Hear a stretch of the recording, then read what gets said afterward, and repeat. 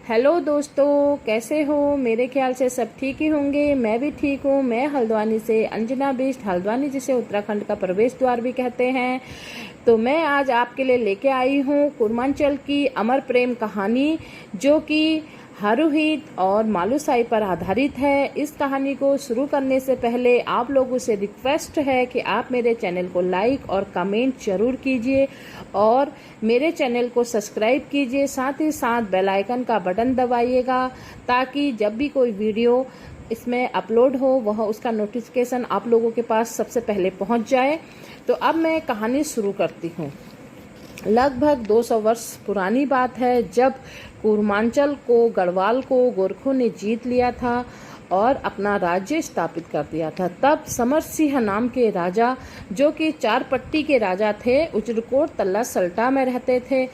राजा के 7 बेटे थे और 7 बहुएं थी। राजा के राज्य में किसी प्रकार की कोई कमी नहीं थी, खुशहाल राज्य था। परंतु राजा के पुत्रों को, बेटों को अपने शक्ति का ऐसा अभिमान हुआ कि जिस प्रकार से जब बरसात में नदी में इतना पानी आ जाता है, इतना वेग से पानी होता है और नदी को अपना इतना अभिमान हो जाता है अपने पर कि वह अपने सामने किसी को भी नहीं देखती है। जो भी उसके सामने आता है उसे उखाड़ते हुए, तोड़ते हुए, बांधों को तोड़ देती है और पेड़ों को उखाड़ते हुए अपने साथ बहा ले जाती है। उसी प्रकार से राजा के बेटों को भी अपनी शक्ति का इस तरह अभिमान हुआ कि उन्होंने राज्य पर लूटपाट शुरू कर दी। किसी के भी जानवरों को, किसी की भी बकरी हो, चाहे कुछ भी जानवर हो, वह उन्हें उठा ले जाते थे, उनके यहाँ से बलपूर्वक ले जाते थे। तो गांव वाले ये सब सहन कर ही रहे थे, परंतु साथ ही साथ उन लोगों ने अब उनकी बेटियों को भी उठाकर ले जाना शुरू कर दिया। जब यह सब होना शुरू हुआ तो गांव वालों से अब उनके सब्र से बाहर की बात हो गई। तो वो लोग शिकायत लेके राजा के पास गए, मगर राजा ने भी उनकी बातों का सुने का अनसुना करा। तो उन लोगों ने लास्ट एकमात्र उनके पास सहारा रहा कि उन लोगों ने भगवान का सहारा लिया और उन्होंने भगवान से प्रार्थना की कि हे भगवान, इस राजा के 7 बेटे मर जाएं। उस टाइम पे भगवान भी भक्तों के सबसे पहले सुन लिया करते थे और राजा के घर में राजा के बेटों को इस तरह से बीमारी लगी कि एक एक करके राजा के 7 बेटे मर गए। 7 बेटे जब मर गए तो राजा इस दुख को सहन न कर सके और कुछ समय पश्चात राजा भी मर गया। जब राजा मरे उस समय रानी 6 मास की गर्भवती थी और लोगों ने उनके खेतों में काम करना छोड़ दिया और उन्हें जो वह काम करने के वहाँ से जो उनको पैसा दिया करते थे, राजा के राज्य में धन कर जमा किया करते थे, वह सब उन्होंने देना बंद कर दिया। जो भी जमींदार थे उन्होंने बंद कर दिया। सब अपनी ही मन की किया करने लग गए। कहते हैं ना, जब राज्य के राजा, कोई घर का मुखिया जब चला जाता है, नहीं रहता है, तो कोई ना कोई उन्हें संभालने के लिए जरूर चाहिए और नहीं तो वह सब अपनी मन की करने लगते हैं। इसी तरह से उनके राज्य में भी सब अपने मन की करने लग गए थे। तब कुछ समय पश्चात रानी ने एक सुंदर तेजस्वी पुत्र को जन्म दिया, जिसका नाम रखा गया हारूहीत। हारूहीत जो कि अब धीरे धीरे बड़े होने लग गए। 7 भाभियां और रानी उस बालक का लालन पालन करने लग गए। हारूहीत अब 5 वर्ष के हो गए थे। 5 वर्ष के होने पर वह बालकों के साथ स्कूल जाने लग गए थे, गांव के बालकों के साथ, और उन्हीं के साथ वह खेला करते थे। तो इसी तरह से एक दिन खेल में उन लोगों ने राजा चोर सिपाही का खेल शुरू किया, जिसमें हारूहीत जो थे राजा बने। कहते हैं ना, राजा का बेटा राजा ही बनता है। उसी तरह से हारूहीत ने भी राजा ही बनना स्वीकार किया था खेल में भी, और वह राजा बने। कुछ बालक वजीर बने, कुछ चोर बने, कुछ जो है सिपाही बने। अब सिपाही चोर को पकड़ कर लेकर आते हैं तो राजा वजीर से कहते हैं कि इस चोर के हाथों को बांध दिया जाए और उस चोर को राजा दो लात मारकर कहते हैं कि अब तुम माफी मांगो और बोलो कि आगे से वह चोरी नहीं करेगा। बालक ही थे चोर। राजा ने जब चोर जो था उसने जब राजा की लात खाई, हरुहित की लात खाई, तो लात खाकर उसे बड़ा क्रोध आया, बड़ा गुस्सा आया और उसने कहा कि तू अगर असली राजा है तो अपने बंजर खेतों को आबाद कर और अपने माता से पूछ कि उसके 7 बेटे किस तरह से मरे, क्योंकि तुम्हारे जो पिता थे वह राजा थे। हरुहित के बदन में तो जैसे आग लग गई हो और वह क्रोध से भर गए हो, मगर उस समय उन्होंने अपनी माता से कुछ नहीं पूछा। कुछ समय पश्चात, जब कुछ समय बीत गया, कुछ समय पश्चात उन्होंने अपनी माँ से पूछा कि माँ, क्या मेरे पिता राजा थे और मेरे 7 भाई किस तरह से मरे, मुझे सब बताओ। पहले तो रानी टाल मटोल करती है, उन्हें कुछ नहीं बताती है, मगर हरुहित जो थे अपने बात पर अटल थे और वह कहते हैं कि मुझे सब कुछ सच सच बताओ, नहीं तो मैं मर जाऊंगा, मैं रामगंगा में डूब मरूंगा या जहर खा लूंगा। फिर क्या था, रानी की आंखों में आंसू भर आए और वह रोते हुए अपने पुत्र को सब कुछ बताती है। सारी बात सुनकर हरुहित के बदन में क्रोध से ज्वाला फड़क उठती है और वह अपने हाथ में तलवार और ढाल लेकर अपने घोड़े पर सवार होकर निकल पड़ते हैं गांव की ओर। और गांव की ओर जाकर जोर से गांव में आवाज लगाते हैं कि वह लोग, सारे जमींदार लोग उसके घर में 14 साल की जो रकम होती है वो 14 साल की रकम पहुंचा जाए और साथ ही साथ उनके खेतों को आबाद किया जाए, उनके खेतों में हल जोते जाए।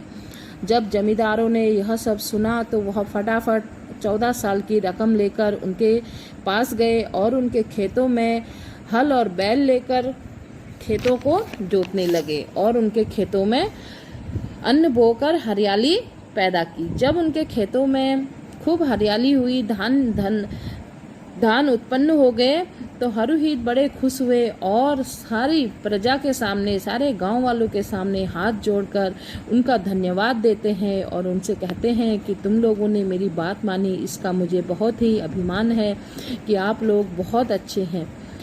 और गांव वालों को भी लगता है कि यह राजा अच्छा है।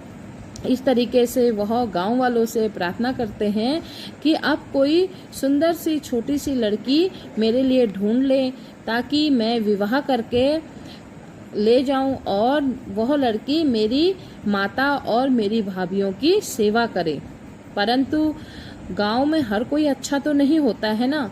उनमें से कोई एक जाकर रानी जो 7 भाभियां थी उनके कान भरने लगती है और उनसे कहती हैं कि तुम्हारा देवर जो है शादी कर रहा है और अब वो शादी करेगा तो उसकी जो रानी होगी, जो उसकी पत्नी होगी, वह रानी बनेगी और तुम लोग दासी बनकर रहने लगोगे।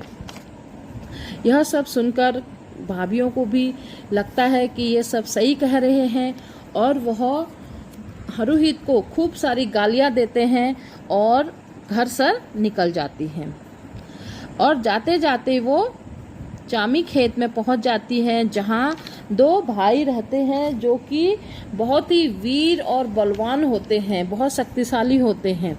वह दोनों भाई उनसे घर छोड़ने की बात पूछते हैं तो वह उन्हें सारी बात बताती हैं तो वह उनको अपने साथ रख लेते हैं।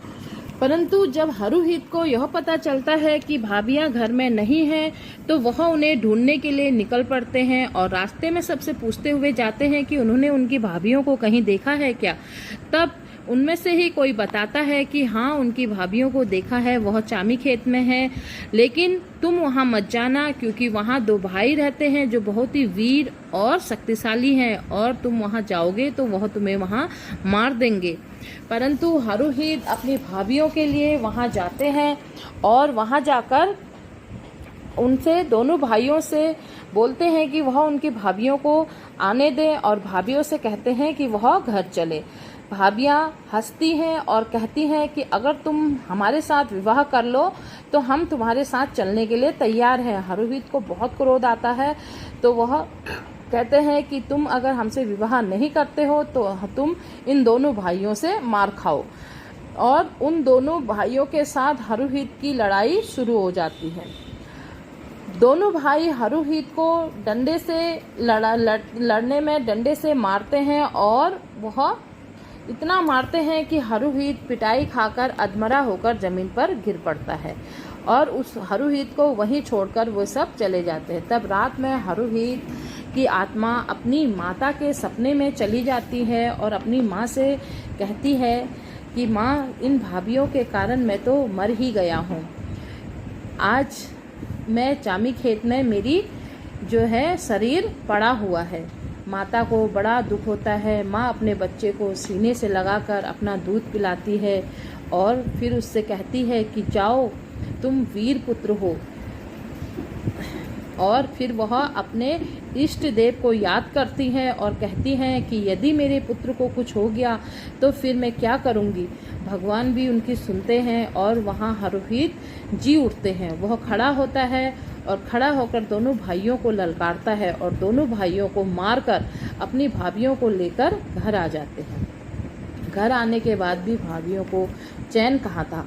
वह अपने देवर से कहती हैं कि अगर तुम इतने ही वीर हो तो तुम हुण देश जाओ, जहाँ हुण देश में भोटिया देश जो कहते हैं हुण देश को, वहाँ बहुत ही सुंदर कन्या है जो हमसे भी बहुत सुंदर है, उसे जीत कर लाओ तो हम जाने। क्योंकि उन्हें मालूम था कि भोटिया लोग जादू जानते हैं और वो लोग वहाँ से इसको जीवित नहीं भेजेंगे, हरुहित को वहीं मार देंगे। हरुहित अपनी माँ और अपने पूर्वजों से आज्ञा लेकर हाथ जोड़कर वहाँ से चल पड़ते हैं। चलते चलते हरुहित भिकिया शहर में पहुँचते हैं। वहाँ का राजा भिकुआ मलकारी था जो कि बहुत ही वीर था। उसके राज्य के सीमा पर ही कुत्ते और भैंस खड़े थे। जब भैंस ने हरुहित को देखा तो उसे मारने के लिए वह दौड़ा, तो हरुहित ने अपनी तलवार निकाली और भैंस को मार डाला, फिर कुत्तों को भी काट दिया। जब ये खबर भिकुआ मलकारी के पास पहुंची तो वह अपनी सेना लेकर आ गया। उसकी पूरी सेना को मारकर भिकुआ को छोड़कर हरुहित आगे चल पड़े। अब हरुहित देवी के मंदिर में पहुंचते हैं। वहाँ मालू पूजा करने आई होती है। मालू को देख हरुहित देखते ही रह जाते हैं क्योंकि वह इतनी सुंदर थी और मालू भी हरुहित को देख उन पर मोहित हो जाती है। फिर मालू हरुहित से उनका परिचय पूछती हैं तो हरुहित बताते हैं कि मैं हरुहित हूँ, मैं एक राजा हूँ और मैं यहाँ पर तेरे लिए आया हूँ। तो मालू हरुहित को एक भौरा बनाकर अपने गजरे के फूल में छुपाकर ले जाती हैं और उसके घोड़े को माचिस का डिब्बा बना लेती हैं और अपने घर आती हैं। अपने कमरे में हरुहित को फिर से इंसान मनुष्य बनाकर कहती हैं कि इस दक्षिण की ओर का दरवाज़ा मत खोलना क्योंकि यहाँ मेरी 7 बहनें हैं जो तुम्हें मार देंगी। फिर भी एक दिन हरुहित दक्षिण का दरवाज़ा खोल देते हैं तो वहाँ 7 बहनें जो कि गंगला मंगला रहती थी, हरुहित को देखकर उनकी सुंदरता पर मोहित हो उनसे कहती हैं कि तुम हमसे विवाह कर लो। हरुहित मना करते हैं तो गंगला जादू करती है और हरुहित को बेहोश कर देती है और मंगला एक बक्से में उसे बंद कर जमीन में गाड़ देती हैं। तो रात में मालू के स्वप्न में हरुहित आकर बताते हैं कि तुम्हारी बहनों ने मुझे मारकर बक्से में बंद कर जमीन में गाड़ दिया है। तब मालू उठकर वहां जाती है, जमीन से हरुहित को निकालकर जादू से फिर से होश में लाती हैं। तब यह बात मालू के पिता कालू शौक को पता चल जाती है और वह अपने साथ कई सारे सैनिकों को लेकर हरुहित को मारने के लिए आते हैं। हरुहित के साथ युद्ध करने लगते हैं तो मालू हरुहित की तलवार पे जादू कर देती है और हरुहित की तलवार हर राजा के हर एक सैनिक को सबको मारकर वहाँ से वो निकल जाते हैं। अब वह अपने घर पहुंचते हैं। जब वह अपने घर के पास आते हैं तो भाभियां यह सब देखकर बहुत ही जल भुन जाती हैं और माँ अपने पुत्र और पुत्रवधू को देखकर बहुत खुश हो जाती हैं। बहुत ही खुश होकर वह उनको गले से लगाती हैं। उसके आंखों से झरझर आंसू बह रहे होते हैं। वह उसे उनकी आरती उतार कर उन्हें अंदर ले जाती हैं इस तरह से कुछ समय बीत जाता है। कुछ समय बीतने के बाद एक दिन हरुहित को अपने राजकाज के लिए कहीं जाना होता है, तो वह अपने माँ से बोल कर जाते हैं कि माँ, आप इन भाभीियों के साथ मालू को कभी नहीं भेजना और इनसे बचा कर रखना, इनका ध्यान रखना। और वह चले जाते हैं। तब माँ मालू को अकेले ही जंगल में बकरियां चराने के लिए भेजती हैं और मालू चली जाती हैं। वहीं कहीं दूर पे नदी के किनारे उनकी भाभियां बैठी होती हैं। वहीं बैठकर वह देखती हैं कि मालू बकरियां चराने के लिए जंगल को जा रही है, तो वह उसे वहाँ बुलाने की तरकीब सोचते हैं और वह उससे कहते हैं कि मालू, इधर आ, इधर देख, नदी में बहुत सारी मछलियाँ हैं, तूने मछलियाँ थोड़ा ना देखी होंगी। मालू दौड़ती हुई वहाँ आती है, तो वह सातों भाभियाँ उसे पकड़कर उस नदी में डुबो देती हैं और मार देती हैं।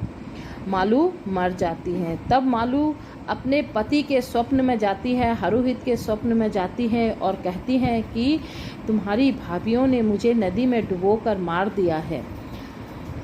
हरुहित को इस पर बहुत क्रोध आता है और वह अपनी भाभियों को क्रोध भर में अपनी भाभियों को जिंदा ही जला देता है। और फिर वह अपनी माँ से कहता है कि माँ, अगर तू सच्ची सतवंती स्त्री है तो अपने प्राण त्याग दे, ताकि मैं तेरा भी क्रियाकर्म कर कर अपनी मालू के साथ ही चला जाऊं। माता सतवंती थी, उसने अपने प्राण त्याग दिए और वह अपने माता के क्रियाकर्म करके अपने घोड़े को आज़ाद छोड़ देते हैं।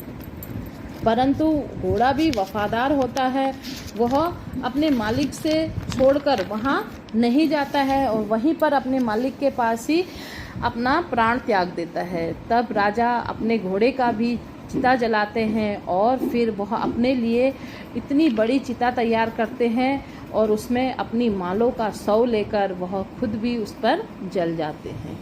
इस तरह से हरुहित व राजू मालुसाई की प्रेम कहानी यहीं पे समाप्त हो जाती है।